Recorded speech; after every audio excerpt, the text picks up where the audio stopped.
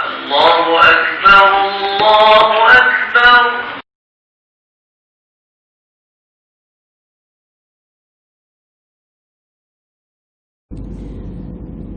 بسم الله الرحمن الرحيم.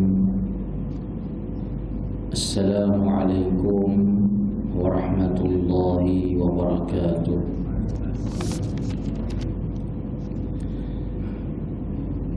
الحمد لله رب العالمين،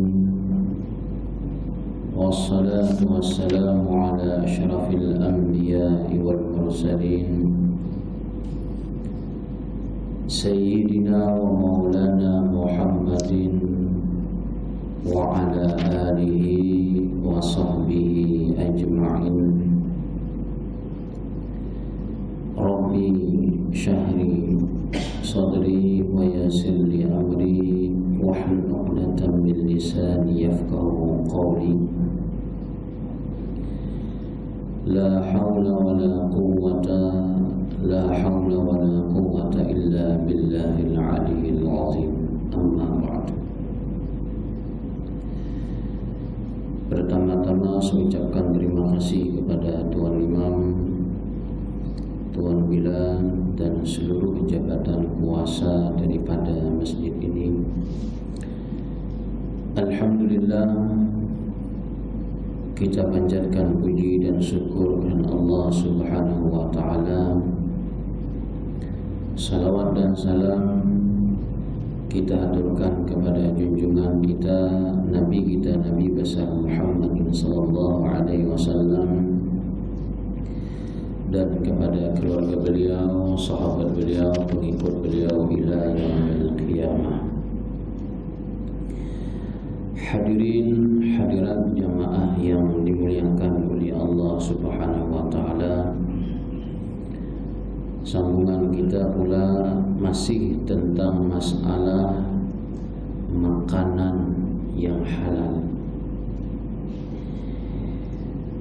di mana sebelumnya kita sudah jelaskan ketika seorang sahabat Nabi kita sallallahu alaihi wasallam datang kepada Rasulullah, minta kepada Rasulullah, ya Rasulullah, ud'ullah ayyaj'alani mustajabad da'wah. Wahai Rasulullah, doakan olehmu kepada Allah supaya doa saya diijabah oleh Allah Subhanahu wa Ta'ala. Nabi kita sallallahu alaihi wasallam ketika seorang sahabat minta doa kepada Rasulullah supaya doa dia kabul, Nabi kita mencarikan jalannya. Jadi kata Nabi kita sallallahu alaihi wasallam, wahai Sa'ad, atib ma'amaka takun mustajabad da'wah. Wahai Sa'ad, baiki makanan engkau, pelihara makanan engkau, jaga makanan engkau, yang mana supaya makan makanan yang halal, niscaya doa engkau akan dikabulkan oleh Allah Subhanahu wa Ta'ala. Di sini pula di dalam kitab Fawaidul Mukhtarah disebutkan tentang masalah hikayat orang salihin yang dia bersifat wara', baik itu ketika dia berniaga ataupun tentang masalah bab makan makanan. Kenapa disuruh kita pula bersifat wara'? Wara' artinya adalah berhati-hati. Bahasa di Indonesia, bahasa daerah kami namanya ba'apik. Berhati-hati tentang masalah bab makanan. Karena istri Nabi kita sallallahu alaihi wasallam yang bernama Sayyidatuna Aisyah radhiyallahu anha, beliau menyebutkan sifat wara ini adalah sepaling afdal ibadah. Hebatnya wara itu adalah sepaling afdal ibadah. Maka kalau kita melihat ataupun membaca yang diceritakan oleh orang-orang salih tentang kewaraan orang-orang terdahulu, ada di antara mereka yang mana ketika mereka berniaga ternyata tersalah harga yang disebutkan, mereka sanggup mencari pembeli supaya duitnya tadi dikembalikan. Siapa di antara mereka? Di antara mereka adalah seorang ulama yang bernama Muhammad ibnu Al-Munkadir. Dikatakan Muhammad ibnu Al-Munkadir, beliau ini ada mempunyai kedai. Kedai beliau adalah berjualan baju. Dan di samping itu beliau juga ada mempunyai anak buah, yang anak buah ini adalah menjaga kedai. Tokinya adalah Syekh Muhammad ibnu Al-Munkadir. Jadi Syekh Muhammad ibnu Al-Munkadir ini berpesan kepada anak buahnya, wahai anak buahku, lihat ini, harga baju ini tidak sama. Ada yang harganya 100 ringgit, ada yang harganya 50 ringgit. Jadi ketika awak nak jual, awak kena tahu mana yang 100, mana yang 50. Anak buah pun, okey, terima kasih tuan. Nanti kalau ada orang membeli, saya bagi tahu benda yang macam itu. Singkat cerita yang disebutkan di dalam kitab, ternyata ada seorang Arabi datang membeli baju ke tempat kedai mereka. Jadi ketika sampai di kedai, Arabi tadi pun pilih. Namanya anak buah ni kadang-kadang bingung. Kebanyakan baju, ni harga berapa, ini harga berapa. Jadi Arabi pun tengok baju berkenan, hati pun nak. Jadi kata Arabi, berapa harga baju ni? Jadi kata anak buahnya tadi, harganya adalah 100 ringgit. Padahal baju yang 100 ringgit ini harganya 50 ringgit. Tersalah menjual. Mungkin dia terbalik, yang 100 dia sebut 50 dia jual harga 100. Kalau kita punya anak buah macam tu, kira-kira anak buah tu hebat atau tidak? Oh, jaya awak jual baju macam ni. Yang 50 boleh jual harga 100.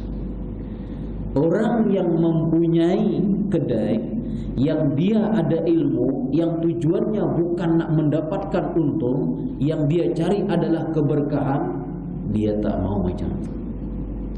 Selepas dah terjadi akad jual beli, dijual harga 100, yang baju tadi sebetulnya harganya 50.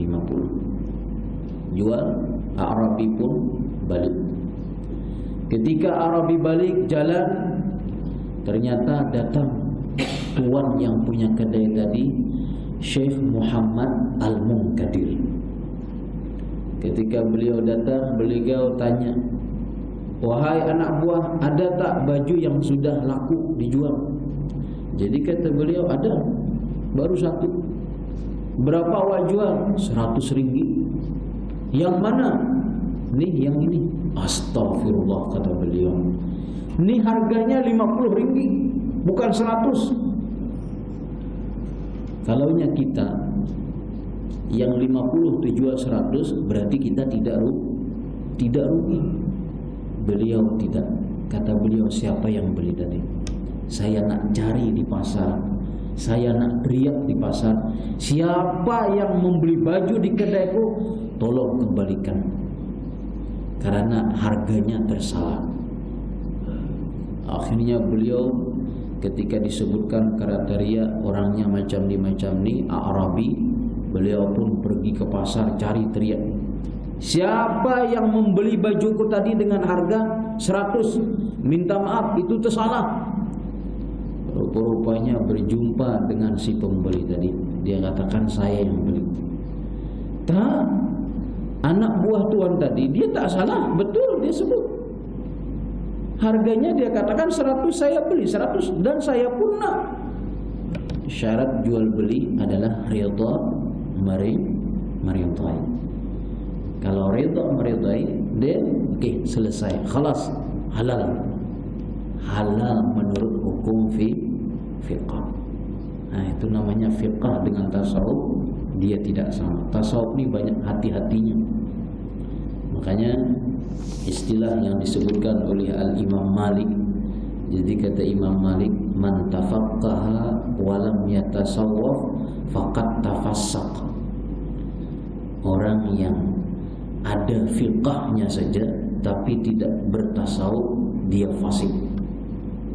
Makanya antara tasawuf dengan fikah kita harus disamakan. Belajar tasawuf, fikah pun kena belajar. Jangan nak tasawuf saja, akhirnya fikah tertinggalkan. Dan jangan fikah saja, tasawuf pun tak nak mengaji. Kenapa? Takut halal haramnya tu yang takut. Orang yang tafakuh saja, orang yang paham ilmu fikah saja tapi dia tidak ada bertasawuf, maka disebut dia adalah orang yang fasik. Tapi sebaliknya pula, wa man tasawwafa wa lam yatafaqqah faqad tazandaq. Orang yang bertasawuf saja tapi tidak ada fikahnya, maka disebut zindik dia. Jadi yang betulnya macam mana? Digabungkan keduanya antara fikah dengan tasawuf. Baru disebutkan oleh ulama kita faqad tahaqqaq, ini baru yang betul. Jadi kalaunya di dalam majlis kita, di dalam masjid kita ada pengajian tasawuf dan ada pengajian fiqh. Karena ini dua ini bergandengan antara fiqh dengan tasawuf. Jadi ketika beliau jumpa si pembeli tadi, kata beliau minta maaf, harganya tersalah. Kata si pembeli, betul dia jual, saya reda dengan harga 100, bajunya pun saya minat, cantik. Kata beliau, kata Syekh Muhammad Al-Munkadir, saya tidak reda. Si penjual yang punya kedai, dia katakan saya tak reda harga macam itu. Saya khianat di dalam diri, yang harga 50 kenapa dijual dengan harga 100? Dia bukan nak mencari keuntungan. Ulama-ulama terdahulu, dia nak berniaga adalah untuk mencari berkah, ikhtiar dia kepada Allah. Jadi ulama perlu juga berniaga. Kenapa? Supaya jangan mengharap benda yang kadang-kadang yang tak boleh diharap. Jadi kalaunya ada benda macam ni, berarti dia ada ikhtiar untuk juga berniaga. Tapi mereka bukan untuk mencari keuntungan. Selepas dibicarakan, kata beliau, kalau awak tak nak juga, saya bagi 3 pilihan. 3 pilihan. Apa kata Arabi?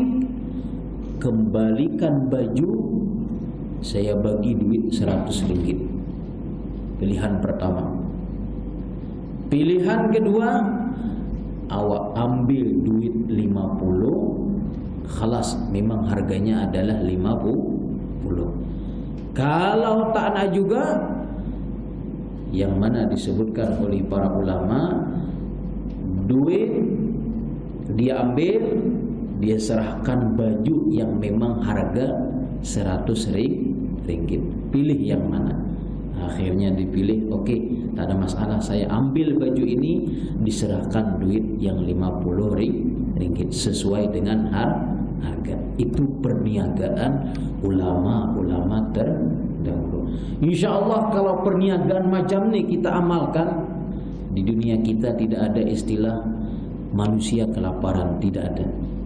Tidak ada orang yang menderita, tidak ada orang yang kadang-kadang kemiskinan. Kenapa? Karena dijalankan sesuai hukum yang baik. Itulah perniagaan ulama terdahulu. Sebagaimana kalau kita dalam berniaga ada tipu menipu. Itu yang disebutkan oleh Khalifah Sayyidina Umar. Khalifah Sayyidina Umar, ketika Sayyidina Umar menjadi khalifah, beliau ini ketika menjadi khalifah, beliau tak pernah tidur di waktu siang hari dan di waktu malam hari. Coba bayangkan ketika menjadi presidennya, siang tidak tidur, malam pun tak tidur. Presiden kita, bukan kita di Malaysia, saya tengok di Indonesia, jangankan jadi presiden, baru jadi wali kota, sedap dah tidur. Malam tak hadir, siang pun tak nampak. Sayyidina Umar siang tak tidur, malam tak tidur. Ketika ditanya, "Ya Umar, kenapa awak tidak tidur?" Jadi kata beliau, "Saya tidak tidur di waktu siang hari karena ini tugas saya untuk memimpin negara. Kenapa tidak tidur di malam hari? Ini urusan saya dengan Allah. Saya nak berhadapan kepada Allah." Itu Sayyidina Umar. Sayyidina Umar tu di waktu malam hari dia memusing. Kalau Kota Baru dia pusing, Kota Baru jalan cari malam ni orang buat apa. Ada tak di waktu malam ni orang yang kelaparan, yang menangis, beliau cari. Kalau ada orang menangis kelaparan, kata beliau, ini adalah tanggung jawab saya. Berarti saya zalim dengan kumpulan saya. Kenapa dia boleh lapar? Walhasil ketika Sayyidina Umar memusing dalam sebuah negara, ternyata di waktu malam hari ada orang tak tidur mendengar pembicaraan antara seorang mak dengan anak yang dia tengah memerah susu. Jadi ketika dia perah susu, Sayyidina Umar pun dengar, ini buat apa tengah malam? Rupa-rupanya memerah susu, yang susunya nanti akan dijual besok hari. Seorang mak panggil anaknya, "Nak, ni dah susu dah terkumpul. Pesanan kita besok banyak. Susunya ada sedikit saja. Tolong ambil air kita campur supaya susu ini banyak dan hasil keuntungan kita pun juga menjadi banyak." Jadi kata anaknya, rupa-rupanya anaknya tadi orang salihah, orang yang diberikan oleh Allah kelebihan. Jadi kata anak dia, "Ma, ini adalah perkara yang dimurka oleh Allah." Terkejut mak dia. Kalau Sayyidina Umar tahu, kita kena marah oleh Sayyidina Umar. Jadi kata mak dia, Sayyidina Umar dia tidur je. Sayyidina Umar dengar di luar. Lepas mendengar pembicaraan macam tu, langsung dia bagi tanda rumahnya. Kenapa? Besok hari Sayyidina Umar nak datang ke rumah ni.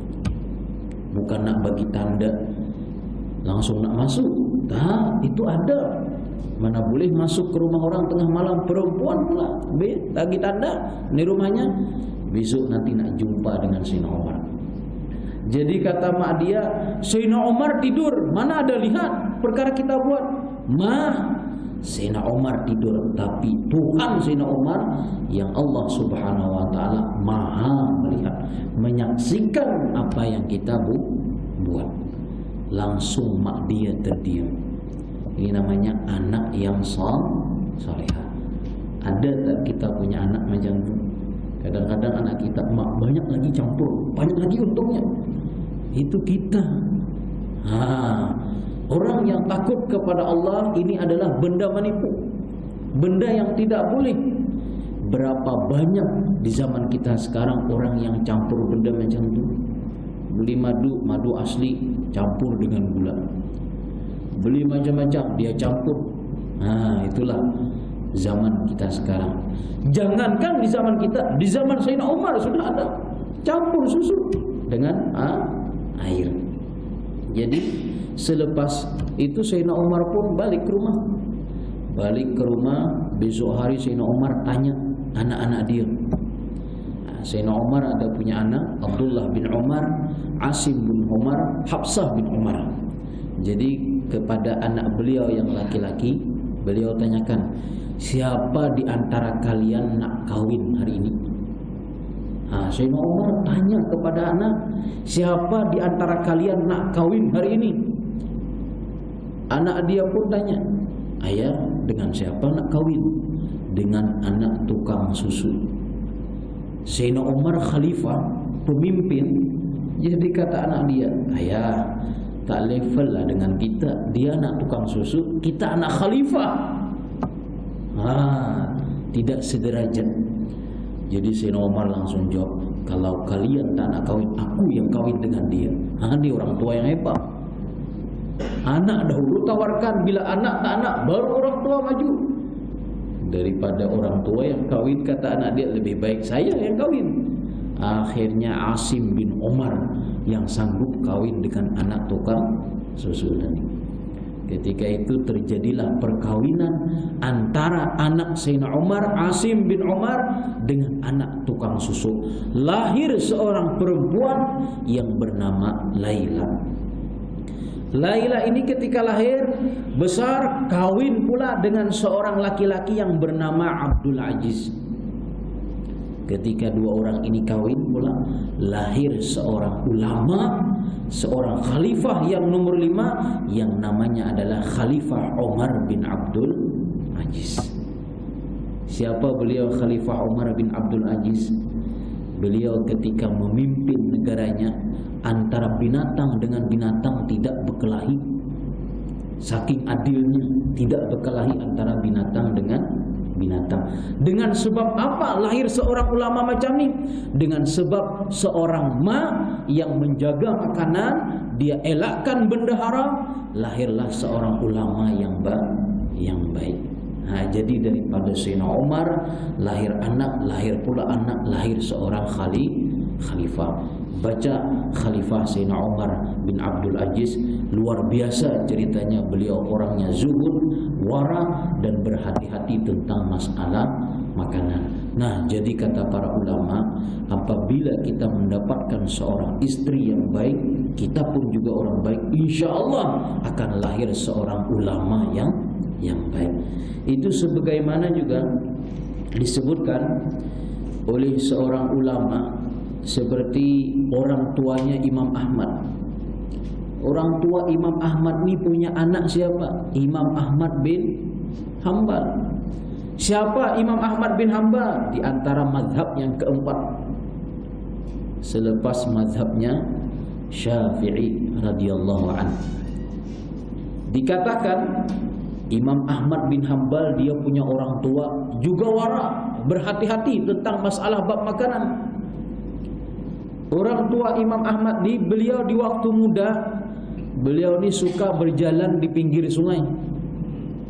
Jalan pinggir sungai, namanya anak muda jalan pinggir sungai, apa benda yang dapat di sungai kadang-kadang diambil. Tempat kita di Kelantan tak ada anak muda jalan pinggir sungai, anak muda naik motor.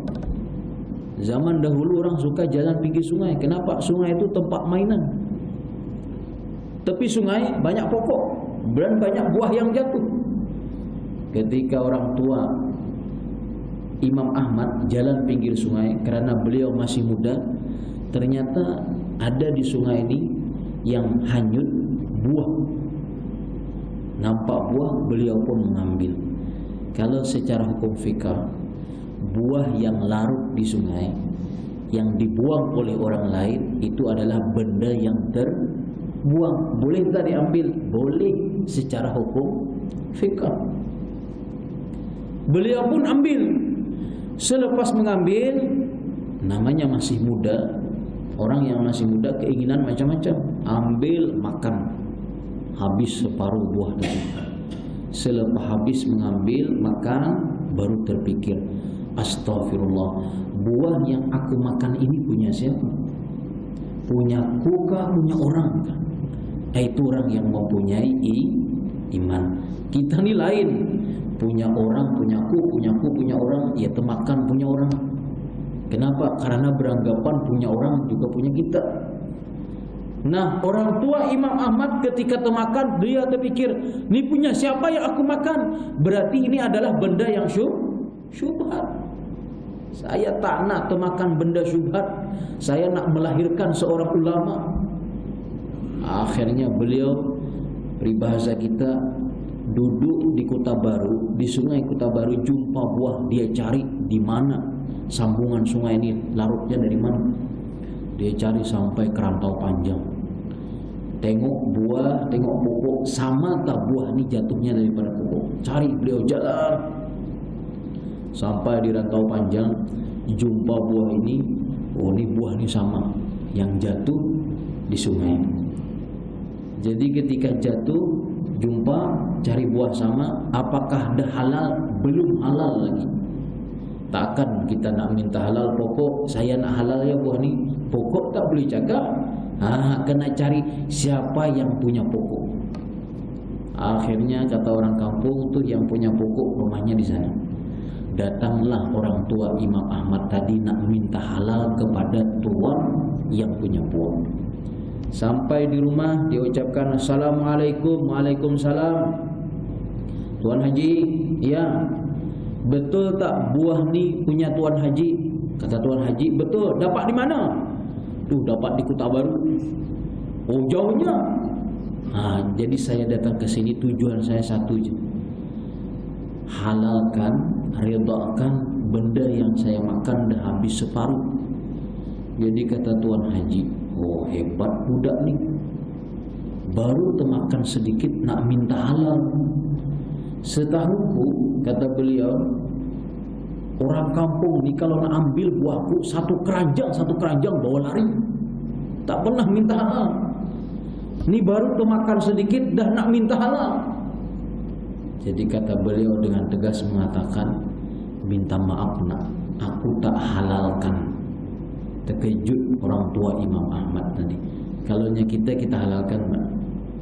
Ni orang nak minta halal, termakan pun sedikit.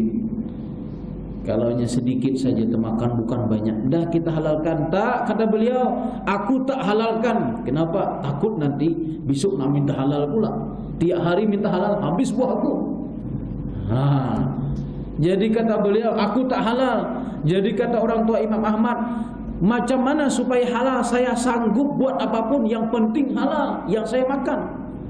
Saya khawatir kalau tuan tak halalkan, masuk dalam perut saya, tumbuh tadi satu daging daripada makanan yang haram, neraka yang terlebih aula. Saya tak nak macam tu. Carikan jalan supaya halal yang aku makan. Kata Tuan Haji, ada syaratnya satu kalau nak minta halal. Awak kena khidmat di belakang rumahku selama 1 tahun. 1 tahun suruh khidmat, bersihkan kebunku, pagi datang, petang balik, tidak ada upah. Tujuannya supaya halal yang awak makan. Cuba bayangkan, sanggup orang dahulu nak cari halal, pagi datang, petang balik, selama 1 tahun, yang dimakan sedikit saja. Tujuannya supaya halal. Karena orang yang tujuan nak mencari halal, Allah Ta'ala akan berikan nur hati. Itu yang kadang-kadang fikrah dia menjadi bersih. Fikrah kita ini kenapa menjadi kotor? Karena yang termakan adalah benda haram, makanan haram. Kalau orang yang termakan benda bersih, benda halal, nur, hati pun bercahaya, keluar pikiran pun menjadi jernih. Itu yang disebutkan oleh ulama-ulama kita. Akhirnya orang tua Imam Ahmad pun khidmat selama 1 tahun, pagi datang, petang balik, pagi datang, petang balik. Cukup setahun, beliau lapor kepada tuan tadi, Tuan Haji, ni dah cukup setahun, macam mana yang aku makan hak dahulu tu halal belum? Setahun nak minta halal. Kata Tuan Haji, lah, tidak halal lagi. Kalaunya kita macam mana? Kita dah khidmat 1 tahun, orang cakap tak halal, ambil batu lempar ke rumah dia. Itu kita diupah tidak. Tapi orang yang punya iman, orang yang punya ilmu, dia cari pula, Tuan Haji, apalagi yang tak cukup, yang penting halal. Kata Tuan Haji, satu syarat lagi yang aku nak minta. Syarat apa pula? Jadi kata Tuan Haji, awak kena kahwin dengan anakku. Oh, kalau suruh kahwin dengan anak Tuan Haji, kalaunya kita laju pada lori. Jadi kata orang tua Imam Ahmad, Tuan Haji, saya bukan nak kahwin, saya nak minta halal. Syarat nak halal, kahwin dahulu dengan anakku. Mungkin Tuan Haji ni tahu ni pasti orang baik. Jadi kalau tuan-tuan jumpa ada orang curi buah kita, nak minta halal, tiap hari nak minta halal, kawinkan dia dengan anak kita. Berarti ini orang yang menjaga tentang masalah makanan. Sebagaimana yang disebutkan oleh Sayyidina Umar tadi, dikawinkan anaknya dengan anak tukang susu. Tak ada masalah anak tukang susu. Yang penting orangnya adalah orang yang baik. Kita sekarang tak. Oh, dia kerja apa? Oh, dia punya kereta, dia punya rumah. Kerja apa? Oh, kerjanya pun Masya Allah. Tak tahu halal haram, yang penting dia dapat duit. Kawinkan dengan anak kita. Tak, bukan macam tu. Ulama-ulama terdahulu dia cari kira-kira dia pekerjaannya apa. Kalau kami di Indonesia, saya punya tuan guru saya ni punya adik beliau kalau hari raya bagi hadiah sarung, bagi hadiah makanan, tapi beliau tak pernah sentuh barang tu. Jadi saya tanya kepada anak beliau, kenapa ayah tak sentuh? Jadi kata ayah, adik tuan guru tadi kerja bank beliau tak nak sentuh. Masya Allah, kata saya, kita tidak sanggup benda yang macam tu. Kenapa? Karena tercampur aduk benda orang yang buat macam tu. Beliau tak nak sentuh, tinggalkan macam tu saja. Sampai macam tu ulama kita. Kenapa? Karena nak menjaga supaya lahir seorang ulama yang menjaga juga tentang masalah halal haram. Nah, sebagaimana orang tua Imam Ahmad tadi, kata beliau, kalau nak halal kawin dengan anakku. Jadi kata orang tua Ahmad, okey, saya siap kawin. Tapi kata Tuan Haji, saya nak kawinkan anak saya ni banyak cacat. Disuruh kawin dengan perempuan yang banyak cacat. Tujuannya buat apa? Nak cari halal. Kata orang tua Imam Ahmad, Tuan Haji, tak ada yang lain ke? Cari yang jangan cacat lah. Kalau cacat macam mana saya nanti nak dapat anak isteri juga? Jadi kata Tuan Haji, macam itulah nak minta halal denganku. Sanggup dia, sanggup. Okey. Orang tua Imam Ahmad pun nak tanya, kira-kira cacatnya apa? Siapa tahu boleh tutup. Jadi kata Tuan Haji, yang pertama matanya buta. Buta punya istri. Macam mana kalau kita punya istri buta? Masya Allah, duduk di rumah saja. Dalam hati kalau nyawa buta, tutup dengan niqab, selesai masalah. Tak ada lagi aibnya. Tuli pula orangnya. Kalau tuli tak boleh panggil dah. Bukan tuli pula, bisu pula kata Tuan Haji. Ini lengkap ni. Buta, tuli, bisu. Ini perkara yang lengkap dengan perempuan. Yang keempat kata Tuan Haji, anak saya ni lumpuh, tak boleh berjalan. Ayo, sanggup kahwin dengan orang macam tu? Yang tujuannya adalah minta halal. Kata Imam Ahmad, okey, tak ada masalah, yang penting halal. Selepas akad nikah, kata Tuan Haji, saya halalkan yang dimakan. Dipanggillah dua orang saksi, dikawinkan, dah selesai akad nikah, halal kata Tuan Haji. Alhamdulillah kata orang tua Imam Ahmad, yang aku makan sudah menjadi halal. Karena kalau kawin masih dalam proses tidak halal, nanti ketika kawin ada terjadi hubungan antara suami istri, benda yang haram tadi pindah kepada anak dia. Sebagaimana yang diceritakan oleh seorang ulama di dalam kitab Jawahir Al-Lu'lu'iyah, ada seorang wali min awliya Allah. Jadi seorang wali min awliya Allah ini ada punya anak. Anak beliau ni peribahasanya, pertama sombong, tak bercakap, pelik, jauh sangat bedanya dengan ayahnya. Ayahnya seorang wali, penyenyum, peramah. Anak dia sombong, bagi salam tak balas, semuanya benda lengkap. Datang seorang laki-laki nak ke rumah Tok Wali tadi. Ketika jumpa, Assalamualaikum. Ada anak beliau di luar, tak jawab pun. Assalamualaikum, tak jawab. Assalamualaikum, tak jawab. Mana ayah? Tak jawab. Sombong luar biasa. Tanya tetangga, anak siapa tu di luar? Itulah anak Tok Wali tu. Kata beliau, macam ni kah anak wali? Anak seorang awliya Allah tak boleh macam tu. Datanglah orang tuanya. Ketika datang orang tuanya, Assalamualaikum, dijawab oleh orang tuanya. Tanya pula, anak Tuk Wali kah? Anak saya. Boleh tak saya nak tanya, kenapa anak Tuk Wali jadi macam ni? Jadi Tuk Wali tadi pun cerita. Ini panjang ceritanya, kata beliau. Dahulu di zaman saya masih hidup, musim kering, makanan tidak ada, ini pun tidak ada, semua tidak ada, jadi pencaharian pun tidak ada. Cuma yang kami harap adalah bantuan pemerintah. Bahasa sini bantuan kerajaan. Jadi setiap pemerintah ini membagikan makanan untuk masing-masing rumah. Kami sebutnya subsidi. Sini subsidi, betul? Subsidi daripada pemerintah bagi setiap rumah. Karena Tuk Wali tadi orang yang berhajat boleh. Kata ada lagi makanan, kalau tak makan membahayakan. Akhirnya makanlah subsidi daripada pemerintah tadi.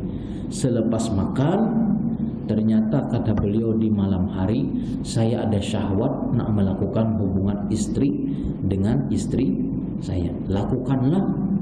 Ketika saya lakukan, lepas saya makan benda subsidi tadi, pindah subsidinya, ia keluar anaknya nih, ini anak subsidi kata beliau. Jadi macam tu anak subsidi keluarnya. Jadi sampai macam tu kesannya.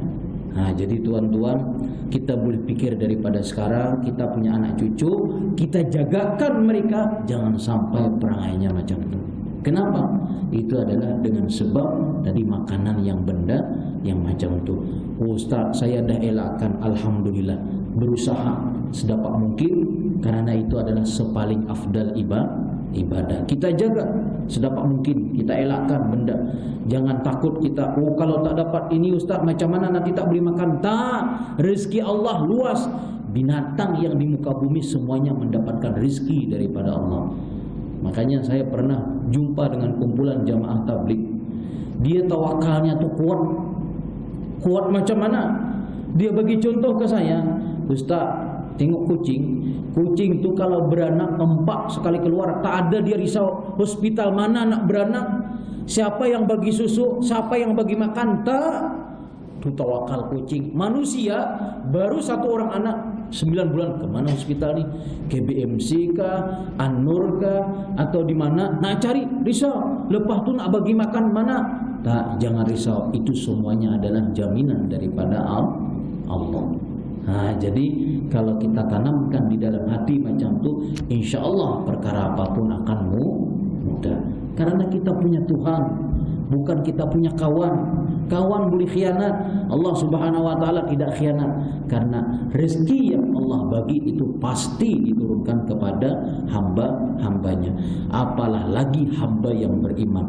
Orang yang kafir saja itu mendapatkan rezeki daripada Allah, bagaimana dengan orang-orang yang beriman. Jadi orang tua Imam Ahmad tadi selepas sudah dihalalkan, baru beliau melakukan hubungan suami istri. Jadi ketika beliau duduk di dalam bilik atau beliau masuk ke dalam bilik, kata orang tuanya, tuh anakku dah dalam bilik, tunggu dah, masuk. Datang orang tua Imam Ahmad, ketika melihat di sana, Masya Allah, lain yang diceritakan, lain yang dilihat. Kalau kita lain yang diceritakan, lain yang dilihat, kita langsung masuk ke atau keluar balik? Masuk kita, beliau tak, ini lain nih. Diceritakan orangnya buta, tuli, tak boleh berjalan, rupanya berdiri. Dipanggil oleh istrinya, bang, betul yang ayah saya ceritakan tadi, saya ni mata saya buta. Mata saya buta, mata saya tidak pernah memandang kepada perkara yang diharamkan oleh Allah. Kita lain, anak kita mata buta cakap tak buta, padahal anak kita senantiasa memandang perkara yang haram. Itu yang disebut buta. Telinga saya ni tuli, betul telinga saya tuli. Telinga saya tidak pernah mendengar benda yang haram. Mulut saya bisu, betul mulut saya bisu. Mulut saya cuma zikir kepada Allah, tidak pernah cakap benda haram. Kaki saya lumpuh, betul. Saya punya kaki tidak pernah melangkahkan ke tempat yang haram. semuanya ke tempat yang diridhai oleh Allah. Ketika kawin Imam Ahmad dengan perempuan macam tadi, lahirlah yang bernama Imam Ahmad bin Hanbal. Siapa Imam Ahmad bin Hanbal? Ulama yang pernah termimpi dengan Allah. Bukan jumpa, jumpa Allah berarti seperti makhluk. Itu namanya adalah hati nurani yang ada di dalam hati. Beliau mimpi dengan Allah sebanyak 99 kali. Coba bayangkan. Kenapa? Karena beliau punya hati bersih, makanan bersih, boleh termimpi dengan Allah. Bukan rasul lagi, Allah langsung termimpi. Itu disebutkan di dalam kitab. Tapi jangan disebutkan mimpi macam kita. Jadi kalau mimpi macam berbentuk Allah Ta'ala laisa kamitslihi syai'. Tidak ada sama dengan makhluk. Jadi itulah kehebatan seseorang yang menjaga tentang masalah bab makanan. Akan lahir seorang ulama seperti Imam Ahmad bin Hanbal. Macam mana? Cukup? Terus jam berapa dah? 7 lebih dah. Boleh tahan lagi? Satu lagi? Okey. Jadi tadi disebutkan di antara kabul doa adalah menjaga makanan yang halal. Yang kedua, di antara kabulnya doa, diijabahnya doa itu orang yang senantiasa banyak membaca istighfar. Astagfirullah, astagfirullah, astagfirullah. InsyaAllah doa kita akan kabul. Sebagaimana yang disebutkan oleh Al-Imam Ahmad juga. Imam Ahmad ni saking hebatnya, anak orang yang hebat, anak yang menjaga makanan. Beliau ni pernah tergelitik dari bandar nak pergi dalam sebuah kampung. Kenapa? Itu pun beliau tak tahu. Misalnya misalkan Imam Ahmad duduk Kuala Lumpur, dia nak pergi Kelantan, Telundang nak buat apa? Dia tak tahu. Akhirnya beliau tak tahu, tapi keinginan nak pergi ke Telundang buat apa? Dia pun tak tahu. Pergilah macam Haji Ayub hari ini pergi ke Kuala Lumpur. Dia cerita ke saya, pergi daripada Kuala Lumpur pergi ke Kota Baru sampai di Telundang. Nak buat apa? Dia pun tak tahu, bingung. Hati nak pergi sini, kenapa? Rupa-rupanya sampai di masjid sini di waktu Isya, sembahyang Isya. Selepas sembahyang Isya, beliau pun baring dalam masjid. Datang EJK. Ini misal saja, kata EJK, keluar, tak boleh. Masjid bukan tempat tidur. Keluar, duduk luar. Duduk luar pula Imam Ahmad di teras, tidur pula. Tak boleh juga sini, masjid kami nak tutup. Tak adalah di sini, itu cerita saja. Nanti EJK tersinggung pula. Jadi orang dahulu dia tak tahu mana Imam Ahmad. Kerana di zaman dahulu la WhatsApp wala Facebook, orang tak tahu. Kalau sekarang ustaznya belum hadir, Facebook nak. Ni ustaz macam ni, tengok nanti bila datang. Tahu dah. Imam Ahmad datang dah lama sembahyang Isya, orang tak dicam. Nama dia tahu, tapi wajah tak tahu. Itu orang dahulu. Imam Ahmad pun karena di masjid diusir orang, di teras usir orang, keluar daripada masjid nak cari tempat tidur. Karena orang dahulu tak ada hotel, tak ada tempat penginapan, tidak ada. Tujuan mereka kalau pergi ke mana adalah masjid. Jadi seketika di luar ada nampak seseorang melihat, oh ni kayaknya orang jauh ni. Dia nak cari tempat tidur di masjid, tidak boleh. Jumpa Imam Ahmad tadi dengan tukang pembuat roti. Jadi kata tukang pembuat roti, tuan nak tidur kah? Iya, saya nak tidur, nak rehat. Tujuan ke sini buat apa tuan? Saya pun tak tahu. Okey, kalau macam tu tidurlah di rumah saya. Tapi tempatnya sederhana, karena saya di waktu malam tengah buat roti. Tempatnya di sinilah tidur. Kata Imam Ahmad, tak apa, yang penting saya boleh tidur, boleh rehat. Jadi ketika dibawa ke rumah tukang roti ini buat roti, Imam Ahmad tengok. Di waktu dia buat roti, dia baca Astagfirullah, Astagfirullah, Astagfirullah, Astagfirullah, La ilaha illallah, La ilaha illallah. Imam Ahmad tengok, oh hebat orang macam ni, tak pernah putus mulut dia zikir kepada Allah. Dia orang biasa, bukan orang alim. Ini nak tunjukkan kita orang biasa boleh seperti orang alim. Jadi kata Imam Ahmad, dia pun tanya, wahai tukang roti, awak berapa lama mengamalkan istighfar ketika buat roti? Dia katakan, lama sudah. Apa yang awak dapatkan khasiatnya ketika amalkan tiap hari macam ni? Oh, Masya Allah. Apapun doa saya, yang saya doa kepada Allah, Allah Ta'ala tidak pernah tidak mengabulkan. Kata tukang roti. Saya nak kereta, kereta Allah Ta'ala bagi. Nak rumah, Allah bagi. Semua Allah Ta'ala bagi. Ketika sambil buat roti, baca istighfar. Itu orang dahulu. Kita loh ni anjing babi, sambil buat roti, gibah orang. Roti tak sedap, dimakan pun tak berkah. Kalau benda yang bekas zikir, insya-Allah berkah. Nah, itu bedanya makanan orang dahulu. Sebagaimana Al-Imam Dunun Al-Misri, beliau tak nak makan makanan yang pernah disentuh oleh orang zalim. Imam Dunun Al-Misri ini di penjara. Yang hantar makanan senantiasa adik beliau. Adik beliau pagi hantar makan, pagi hantar makan. Kebetulan ketika dihantar, diserahkan kepada penjaga penjara, tolong bagikan kepada abang saya. Bagi kepada abang, abangnya pun tak makan. Imam Dunun Al-Misri, adik dia tengok, bang kenapa tak dimakan? Ini halal, ini saya cari daripada benda halal. Betul kata beliau halal, tapi disentuh oleh tangan orang yang zalim. Orang zalim yang menyentuh makanan tadi, beliau tak nak makan. Bukan tidak halal, tapi orang yang zalim menyentuh makanan beliau. Jadi pembuat roti tadi istighfar. Tak pernah tak kabul doa saya, dikabulkan oleh Allah. Cuma satu lagi saya ni belum Allah kabul, mungkin dekat lagi nak kabul. Imam Ahmad pun tanya, doa apa yang belum kabul? Saya ni dah lama rindu sangat dengan seorang ulama yang bernama Imam Ahmad bin Hanbal. Tersenyum Imam Ahmad bin Hanbal, pantasan saya daripada KL ke Kota Baru, buat apa nak datang nak kabulkan doa seorang hamba yang dia minta kepada Allah.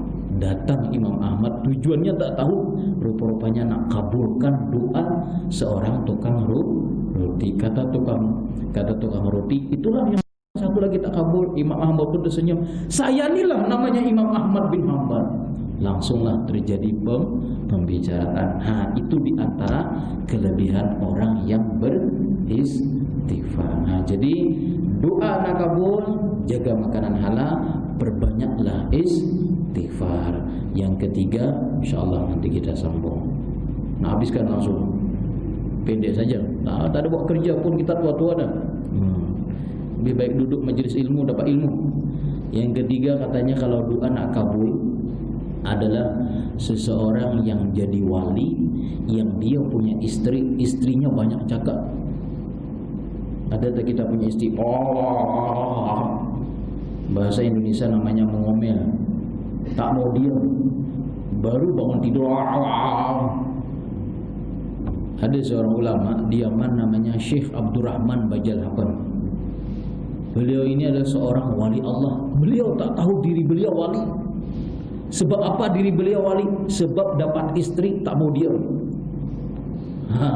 Jadi jangan sakit hati kalau dapat istri yang tak baik. Itu menunjukkan kita ni adalah nak naik tingkat kepada seorang wali. Kita sekarang tak dapat istri macam ni, ganti pula istri lain. Tetap kekalkan. Tu nak derajat kita nak naik. Jadi Syekh Abdurrahman Bajal Haban ni, beliau diceritakan dalam kitab, diusir oleh istri daripada rumah. Istri usir, bukan kita yang usir istri. Istri usir dia, keluar dari rumah, jangan duduk sini lagi. Akhirnya beliau ketika diusir, masuk dalam sebuah gua. Dalam gua ni ada 3 orang. Jadi kata Imam Syekh Abdurrahman Bajal Haban, boleh saya tak nak duduk sini? Kata orang yang di dalam gua, boleh, tapi dengan syarat kalau makan nanti kita minta masing-masing. Kita tak ada kompor, tak ada beras, tak ada apa. Minta dengan siapa? Minta dengan Allah. Ayo, macam mana duduk gua dalam sebuah gua nak minta makan, doa kepada Allah. Syekh Abdurrahman Bajal Haban pun dah dimarah istri, nak macam mana? Okeylah, tak apalah, duduk saya di sini. Hari pertama yang 3 orang tadi, pertama doa dulu, tawasul. Ya Allah, turunkan makanan. Kami ini ada 4 orang di sini. Kabul doa dia, turun makanan dari atas langit. Makan sama-sama. Yang kedua pula, doa pula. Ya Allah, saya bertawasul kepada seorang ulama, namanya ini. Turunkan makanan. Turun pula makanan. Hari ketiga, doa pula yang ketiga. Ya Allah, turunkan makanan berkah tawasul saya kepada seorang ulama ini. Turun makanan. Hari keempat, pucat Syekh Abdul Rahman Bajal Aban. Kalau saya tak turun makanan macam mana? Jadi beliau pun dengan yakinnya juga, ya Allah, turunkan makanan sebagaimana mereka bertawasul, saya bertawasul yang mereka tawasuli. Rupa-rupanya turun makanan langsung 4 datang. Keempat-empatnya cukup. Tadi mereka doa 1 nampan datang 4 orang, 1 nampan datang 4 orang. Syekh Abdul Rahman Bajal Aban doa langsung turun 4 nampan. Yang 3 orang pun tanya kepada beliau, doa gabung. Kami duduk sini, turun 1 je, awak sekali doa 4 langsung. Saya pun tak tahu dia kata doa gabung. Mana boleh, pasti ada doa nih. Cuma saya doa, saya bertawasul sebagaimana kalian bertawasul, saya tawasuli juga. Dia pun tanya juga, Syekh Abdul Rahman Bajal Aban tanya, awak tawasul kepada siapa? Kami bertawasul kepada ulama yang di Yaman yang senantiasa kena marah istrinya yang bernama Syekh Abdul Rahman Bajal Aban. Kata beliau, itu aku. Beliau wali tidak tahu kedudukan beliau menjadi wali. Rupanya walinya berdoa turun 4 nampan, yang lain mentawasuli saja 1 nampan saja dapat. Itulah kehebatan punya istri suka pemarah. Derajat kita naik, kita akan menjadi wali, tapi kena tahan. Itulah di antara doa kabul juga. Tapi nak try tak tahu, wallahu alam tu. Cuma itulah disebutkan di dalam kitab Fawaidul Mukhtarah. Cukup insyaallah. Allah Subhanahu wa taala alam. Ilmu atam sallallahu alaihi wasallam Muhammadin wa ala alihi wa sahbihi wasallam. Al-Fatihah. A'udzubillahi minasyaitonir rajim. Bismillah. Alhamdulillahirabbil alamin. Arrahmanir rahim. Maliki yaumiddin. Iyyaka na'budu wa iyyaka nasta'in. Shiratal mustaqim. Shiratal ladzina an'amta 'alaihim ghairil maghdubi 'alaihim waladdallin. Bismillahirrahmanirrahim. Alhamdulillahirabbil alamin. Wassalatu wassalamu ala asyrafil anbiya wa mursalin sayyidina Muhammadin wa ala alihi wa sahbihi ajma'in. Allahumma arzuqna al-fahma wal ilma wal hikmata wal aqla bi rahmatika ya arhamar rahimin. Sallallahu alaihi sayyidina Muhammadin wa ala alihi wa sahbihi wasallam. Alhamdulillahirabbil alamin. Taqabbalallahu minkum.